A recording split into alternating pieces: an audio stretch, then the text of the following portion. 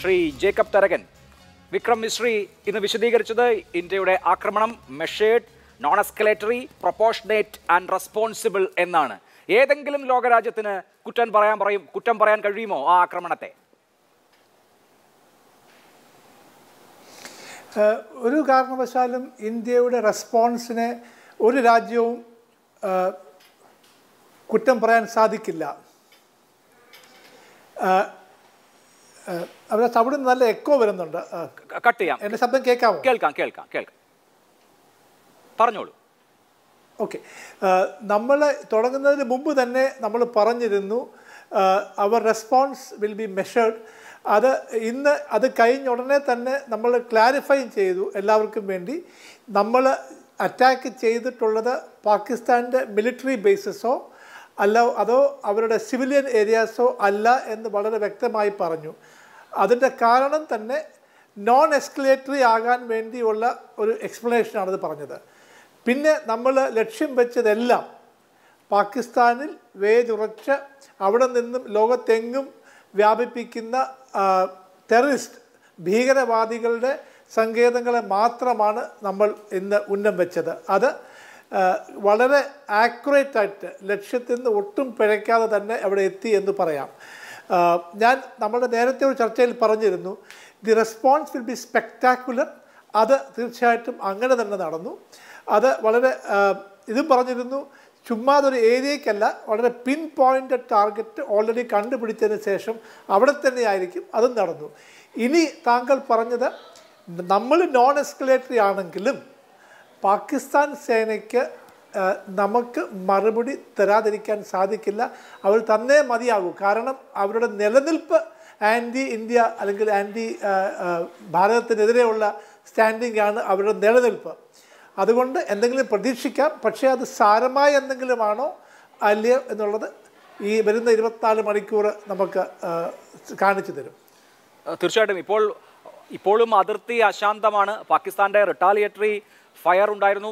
Civilians ആണ് target. ഇതിനോടകം തന്നെ 15 സിവിലിയൻസിന്റെ മരണം ഇന്ത്യൻ അതിർത്തിയിൽ, ഇന്ത്യൻ ഭാഗത്ത് കൺഫേം ചെയ്തു കഴിഞ്ഞു. അപ്പോൾ പാകിസ്ഥാൻ ഇത് തുടരുകയാണെങ്കിൽ, ഇന്ത്യൻ സിവിലിയൻസിനെ ആക്രമിക്കുന്നത് തുടരുകയാണെങ്കിൽ ഇതുകൊണ്ട് അവസാനിക്കില്ലല്ലോ.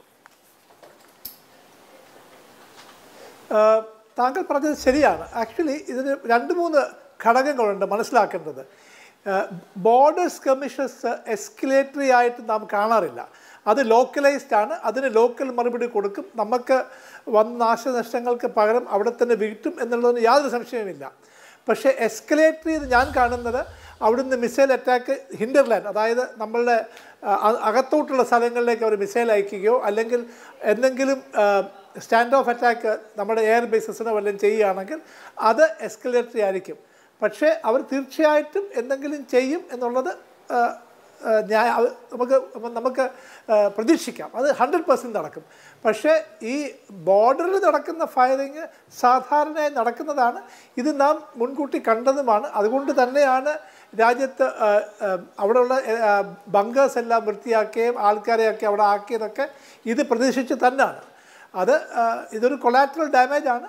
അതിന് പകരം വീട്ടിയിരിക്കും, അതിന് സംശയമൊന്നുമില്ല. യെസ്, ശ്രീ എം ഷിനാസ്, മർക്കസ് സുബനല്ല ജെയ്ഷെ മുഹമ്മദിന്റെ ബഹവൽപൂരിലെ ഏറ്റവും പ്രധാനപ്പെട്ട കേന്ദ്രമാണ്. മസൂദ് അസർ ജനിച്ച് വളർന്ന സ്ഥലമാണ്. അവിടെ മസൂദ് അസറിന് സ്വന്തം സഹോദരിയുടെ ഭർത്താവിനെയും മരുമകനെയും അടക്കം 10 ബന്ധുക്കളെ നഷ്ടപ്പെട്ടിരിക്കുന്നു. 4 ഉറ്റ അനുയായികളെ, 3 അനുയായികളെയും ഒരു അനുയായിയുടെ അമ്മയെയും നഷ്ടപ്പെട്ടിരിക്കുന്നു. മസൂദ് അസറിനെ സംബന്ധിച്ച് മസൂദ് അസറിന്റെ ജീവിതത്തിലെ മറക്കാൻ ആഗ്രഹിക്കുന്ന ഏറ്റവും ദുഃഖകരമായ ദിവസമായിരിക്കും ഇത്. അതുപോലെ തന്നെയാണ് മർക്കസ് ഇ തയ്യിബ, ലഷ്കർ ഇ തോയ്ബയുടെ ഏറ്റവും പ്രധാനപ്പെട്ട കേന്ദ്രമാണ്.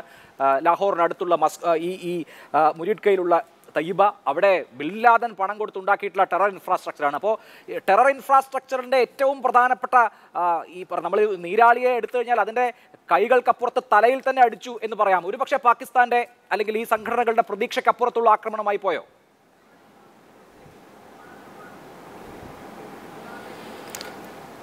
ഇല്ല, ഇന്ത്യൻ കരസേനയും വ്യോമസേനയും നാവികസേനയും സംയുക്തമായി നടത്തിയ ഈ ആക്രമണം വളരെ പ്രിസിഷൻ ഉള്ള ആക്രമണമായിരുന്നു.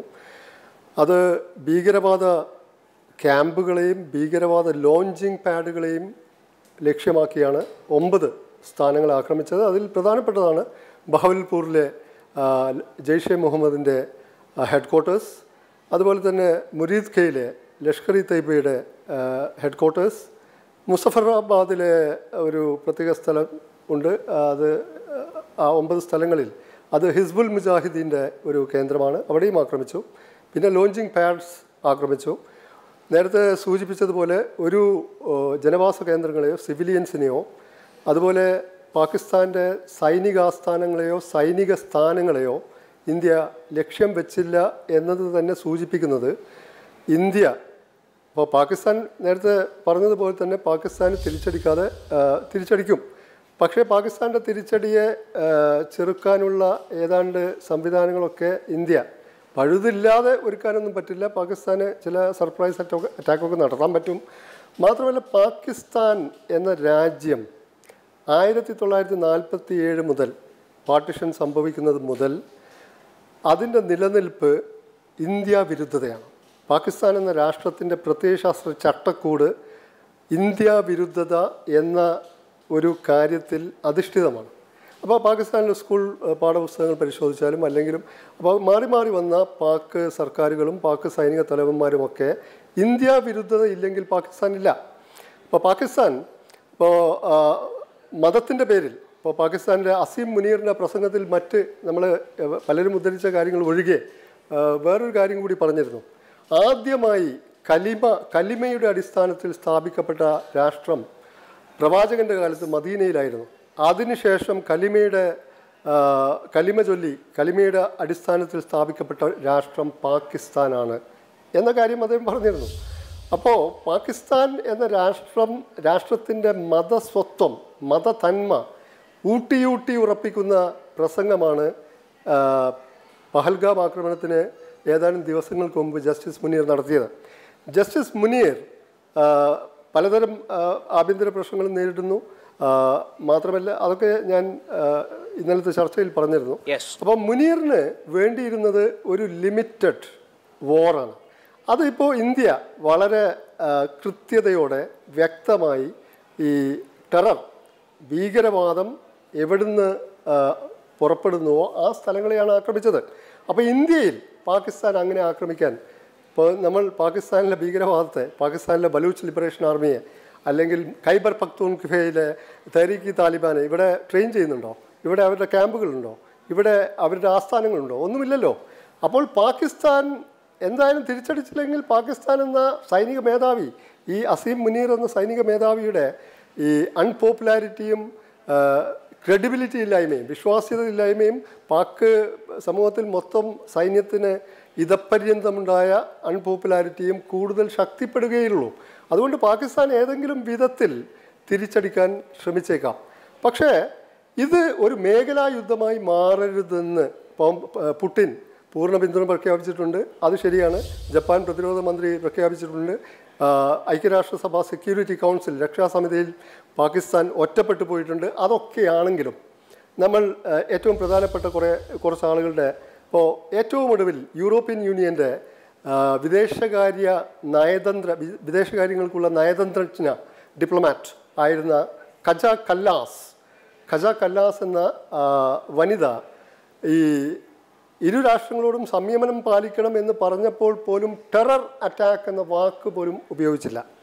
മാർക്കോ റൂബിയോ, അമേരിക്കയുടെ സ്റ്റേറ്റ് സെക്രട്ടറി ആയിട്ടുള്ള മാർക്കോ റൂബിയോ പറഞ്ഞത് ഇത് നിങ്ങൾ അത് ചർച്ച ചെയ്ത് പരിഹരിക്കണം, മാത്രമല്ല ആത്മസംയമനം പാലിക്കണം, കൂടുതൽ എസ്കലേഷൻ പാടില്ല, സ്പൈറലിംഗ് പാടില്ല.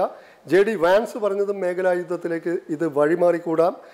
റഷ്യയുടെ സെർഗേയ് ലാവ്റോവ് വിദേശകാര്യമന്ത്രി പറഞ്ഞിരിക്കുന്നത് നിങ്ങളുടെ ഡിസഗ്രിമെൻറ്റ്സ് ഡയലോഗിലൂടെ സെറ്റിൽ ചെയ്യണം, വിയോജിപ്പുകൾ ഈ ഉഭയകക്ഷി ചർച്ചയിലൂടെ പരിഹരിക്കണം. അപ്പോൾ ഇപ്പോൾ ഇന്ത്യ നടത്തിയ ഈ വളരെ പ്രിസിഷൻ ഓറിയൻറ്റഡ് ആയിട്ടുള്ള ഇന്ന് പുലർച്ചെ നടത്തിയ ആക്രമണത്തെ ലോകരാജ്യങ്ങൾ അങ്ങനെ എതിർക്കാനുള്ള സാധ്യതയില്ല. അതേസമയം ഇത് ഒരു മേഖലാ യുദ്ധമായി മാറുന്നത് ഈ ലോകരാജ്യങ്ങൾക്ക് താല്പര്യമില്ലാത്ത കാര്യമാണ്. പല തലങ്ങളിൽ പ്രത്യാഘാതങ്ങൾ ഉണ്ടാക്കുന്നതാണ്. അതുകൊണ്ട് ആരും ഒരു ഫുൾ ഫ്ലഡ്ജ് വാർ ആഗ്രഹിക്കുമെന്ന് തോന്നുന്നില്ല. ശ്രീ ബി ഗോപാലകൃഷ്ണൻ, ഇന്നിപ്പോൾ ഇന്ത്യയുടെ ആക്രമണം കൃത്യമായി ഇവിടെ സൂചിപ്പിച്ചതുപോലെ ലക്ഷ്യവേദിയായിരുന്നു. ടെറർ ലോഞ്ച് പാഡുകളെ ലക്ഷ്യം വെച്ച് കൃത്യമായി ആ ടെറർ ഇൻഫ്രാസ്ട്രക്ചറിനെ തകർക്കുക എന്ന ലക്ഷ്യം വെച്ചിട്ടുള്ളതായിരുന്നു. അത് തന്നെ വിശദീകരിക്കപ്പെട്ടു. അത് ഒരേ സമയം ഡിറ്ററൻറ്റും പ്രിയംറ്റീവുമാണ് എന്ന്. വീണ്ടും ഒരു ആക്രമണം ഉണ്ടാകാതിരിക്കാൻ ഇന്ത്യയുടെ സ്വയരക്ഷയെ കരുതി അങ്ങനെ ആക്രമണം നടത്താം. അങ്ങനെ ആക്രമണം നടത്തരുത് എന്നൊരു ലോകരാജ്യവും പറയില്ല. കാരണം സ്വയരക്ഷ എന്നുള്ളത്, പ്രതിരോധം എന്നുള്ളത് ഒരു അവകാശമാണ് എന്നുള്ളത് കൊണ്ട് തന്നെ. അതിനപ്പുറത്ത് ഇന്ത്യ പഹൽഗാമിൽ ഉണ്ടായ ഭീകരാക്രമണത്തിന് പകരം വീട്ടി എന്നുള്ളതിനപ്പുറത്ത് ഇത് ഒരു യുദ്ധത്തിലേക്ക് വികസിക്കാനുള്ള സാധ്യതയില്ലല്ലോ. എസ്കലേഷനിലേക്ക് ഇന്ത്യ പോകാനുള്ള സാധ്യത ഉണ്ടോ? എന്താണ് താങ്കളുടെ പക്ഷം? ആദ്യമായിട്ട് ബഹുമാനപ്പെട്ട പ്രധാനമന്ത്രിക്കും അതുപോലെ നമ്മുടെ എല്ലാം സംരക്ഷിക്കപ്പെട്ട നമ്മുടെ രാജ്യത്തിൻ്റെ അഭിമാനം ഉയർത്തിയ സേനാ നായകന്മാർക്കും സേനയ്ക്കും ഒരു ബിഗ് സല്യൂട്ട് നൽകിക്കൊണ്ട് നിങ്ങൾ ചോദിച്ച ചോദ്യത്തിലേക്ക് വരാം. എനിക്ക് വളരെ ധാരാളം യുദ്ധങ്ങളെ മനസ്സിലാക്കാനും പഠിക്കാനും വായിക്കാനും ഒക്കെ കഴിഞ്ഞിട്ടുണ്ട്. പക്ഷെ ഞാൻ ഇത്ര മനോഹരമായിട്ട് വളരെ എന്താ പറയുക, ഒരു ഡിസിപ്ഷൻ കൃത്യമായി നടപ്പാക്കിക്കൊണ്ട് ഒരു കാരണവശാലും എതിരാളിയെ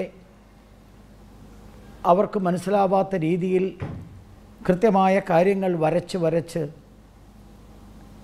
എതിരാളികളെ ഒളിപ്പിച്ച്, എന്നാൽ നാം ചെയ്യേണ്ടത് കൃത്യതയാർന്ന, വളരെ കൃത്യമാർന്ന, അതിനാ ഡിസിപ്ഷൻ എന്നുള്ള വാക്കാണ് ഏറ്റവും ബെസ്റ്റ്, കൃത്യമാർന്ന രീതിയിൽ ആക്രമിക്കുകയും നമ്മുടെ അഭിമാനം കാത്ത് 25 മിനിറ്റിനുള്ളിൽ 24 മിസൈലുകൾ വിട്ട് 9 പ്രധാനപ്പെട്ട കേന്ദ്രങ്ങൾ തകർത്ത് 90ഓളം ആളുകളെ ഇല്ലാതാക്കിയ, ഉന്മൂലനം ചെയ്ത, എന്നാൽ ഒരൊറ്റ സിവിലിയന് പോലും പരിക്കില്ലാതെ വളരെ കൃത്യമായി ചെയ്യേണ്ടത് മാത്രം ചെയ്ത് വളരെ വേഗതയോടെ തിരിച്ചു വന്ന് LOC ക്രോസ് ചെയ്യാതെ പാകിസ്ഥാൻ പട്ടാളത്തിൻ്റെ സൈന്യത്തെയോ സൈന്യ മേഖലയോ ആക്രമിക്കാതെ നാം എന്താണോ പറഞ്ഞത് അത് കൃത്യമായി നടപ്പാക്കിക്കൊണ്ട് ഇത്ര മനോഹരമായിട്ട്, കാരണം സാധാരണ യുദ്ധം അല്ലെങ്കിൽ പാകിസ്ഥാൻ യുദ്ധമുണ്ടാകും എന്നെല്ലാവരും പ്രതീക്ഷിച്ചു.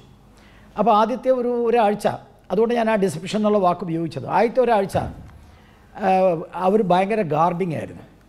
ആ ഒരാഴ്ചത്തെ ഗാർഡിങ് കഴിഞ്ഞപ്പോൾ മെല്ലെ ഗാർഡിങ് കുറഞ്ഞു. എന്നാൽ അതേ സമയത്തോ ഒരൊറ്റ സൈനികൻ്റെ ലീവ്, ആ ലീവ് ക്യാൻസൽ ചെയ്തില്ല. അപ്പോൾ സൈനികരുടെ ലീവ് ക്യാൻസൽ ചെയ്യുക എന്ന് പറയുന്നത് അനിവാര്യമായ യുദ്ധത്തിൻ്റെ ഒരടവാണ്, അല്ലെങ്കിൽ ഒരു പ്രധാനപ്പെട്ട തെളിവാണ്. ആ ലീവ് ക്യാൻസൽ ചെയ്തില്ല. എന്നാൽ അതേ സമയത്ത് അമ്യുനേഷൻ ഫാക്ടറിയിൽ, ഓർഡിനൻസ് ഫാക്ടറിയിൽ ലീവ് കൊടുത്തില്ല, അവിടെ ലീവ് ക്യാൻസൽ ചെയ്തു. അതിനർത്ഥം എന്താ? അരിയൊക്കെ അടുപ്പത്തിട്ടിട്ടേ ഉള്ളൂ, ഇവന്മാരുടെ കയ്യിൽ ആയുധമൊന്നുമില്ല എന്ന് പാകിസ്ഥാൻ ധരിച്ചോട്ടെ എന്ന് വിചാരിച്ചിട്ടാവാം അത് ചെയ്തു. അതിനുശേഷമാണ് നമ്മൾ ഈ മോക്ക് ഡ്രില്ലുമായിട്ട് വരുന്നത്. അപ്പോൾ ഈ മോക്ക് ഡ്രില്ലൊക്കെ കാണിക്കുക, അല്ലെങ്കിൽ മോക്ക് ഡ്രില്ലൊക്കെ പരിശോധിക്കുക, പരിശീലിപ്പിക്കുക എന്ന് പറഞ്ഞാൽ പാകിസ്ഥാൻ ഇങ്ങോട്ടടിക്കുമ്പം നമ്മൾ എന്ത് ചെയ്യണം എന്നുള്ളതാണല്ലോ. അപ്പോൾ ഈ മോക്ക് ഡ്രില്ലൊക്കെ കഴിഞ്ഞ് കുറച്ച് കഴിഞ്ഞിട്ടായിരിക്കും ഞങ്ങളെ ആക്രമിക്കുക എന്നൊക്കെ പറഞ്ഞ് പാകിസ്ഥാൻ ഇരിക്കുമ്പോൾ മോക്ക് ഡ്രില്ല് നടക്കുന്നതിൻ്റെ തലേ ദിവസം അരമണിക്കൂർ കൊണ്ട് നമ്മൾ ചെയ്യേണ്ടതെല്ലാം ചെയ്ത് ഭസ്മമാക്കി, താങ്കളുടെ അഭിലാഷിൻ്റെ വാക്കുകളിൽ പറഞ്ഞാൽ. അപ്പോൾ സ്വാഭാവികമായിട്ടും ചെയ്യേണ്ടത് പോലെ എന്ന് മാത്രമല്ല, നമ്മുടെ എന്താ പറയുക 26/11 അടക്കം, അതിനടക്കം ഉള്ള ഒരു അതിശക്തമായ തിരിച്ചടിയാണ് നൽകിയിട്ടുള്ളത്. സ്വതന്ത്ര ഭാരതത്തിൽ LOC കടക്കാതെ ഏതാണ്ട് 526 കിലോമീറ്റർ അപ്പുറത്ത് പോയിട്ട് വീഴുന്ന തരത്തിലുള്ള മിസൈൽ ആക്രമണം ആദ്യമായിട്ട് തന്നെയാണ് നടപ്പാക്കിയത് എന്നാണ് പ്രതിരോധ വിദഗ്ധരൊക്കെ സൂചിപ്പിക്കുന്നത്. ഇതൊരു വലിയ യുദ്ധമായി മാറാതിരിക്കട്ടെ. പക്ഷേ അതേ സമയത്ത് എനിക്ക് തോന്നുന്നു പാകിസ്ഥാനെ സംബന്ധിച്ചിടത്തോളം, അവരുടെ സൈന്യത്തെ സംബന്ധിച്ചിടത്തോളം, താങ്കൾ ചോദിച്ച ചോദ്യമാണ്, അവരുടെ സൈന്യത്തെ സംബന്ധിച്ചിടത്തോളം ഇതൊരു ജീവൻ മരണ പോരാട്ടമാണ്. അസീം മുനീറിനെ സംബന്ധിച്ചിടത്തോളം അയാൾക്ക് നിലനിൽക്കണമെങ്കിൽ തിരിച്ചടിക്കണം. അതിനുവേണ്ടിയാണ് ഈ പാവങ്ങളായിട്ടുള്ള സിവിലിയൻ ആളുകളെ ആക്രമിക്കാൻ ശ്രമിക്കുന്നത്. പക്ഷേ അതേ സമയത്ത് ഭാരതം, ഒറ്റ വരിയിൽ ഞാൻ തീർക്കാം, അതേ സമയത്ത് ഭാരതം ഒറ്റ മനസ്സോടുകൂടി, ഒരു ചിന്തയോടുകൂടി, ഇവിടെയുള്ള എല്ലാ പ്രതിപക്ഷ പാർട്ടികളും ഒന്നായി ഒരു ഏറ്റവും വലിയ ഐക്യത്തോടു കൂടി, ഒന്നുകൂടി ഞാൻ പറയാൻ ആഗ്രഹിക്കുന്നു, 3 സേനകളുടെയും ഐക്യം ഈ അറ്റാക്കിൽ നമുക്ക് വളരെ പ്രകടമാണ്. സാധാരണ അത് ഉണ്ടാവാറില്ല. എന്നാൽ 3 സേനകളും ഒന്നിച്ച് അണിനിരന്നുകൊണ്ട് ഏത് രീതിയിലുള്ള പ്രത്യാക്രമണം ഉണ്ടായാലും അതിനെ സജ്ജമായി, അതിനെ നേരിടാൻ തക്ക രീതിയിലുള്ള എല്ലാ സജ്ജീകരണങ്ങളും കൂടിയാണ് നിൽക്കുന്നത്. എനിക്ക് തോന്നുന്നു ഇതൊരു സിന്ദൂർ 1 മാത്രമേ ആയിട്ടുള്ളൂ. ശരി. സിന്ദൂർ 2, 3 ഉണ്ടാവാനുള്ള സാഹചര്യം ഉണ്ട്. അത് ഉണ്ടാവാതിരിക്കട്ടെ. പാകിസ്ഥാൻ ഇതിലെങ്കിലും പാഠം പഠിക്കട്ടെ എന്നാണ് പാകിസ്ഥാൻ പാഠം പഠിക്കട്ടെ എന്നാണ് അങ്ങ് പറയുന്നത്.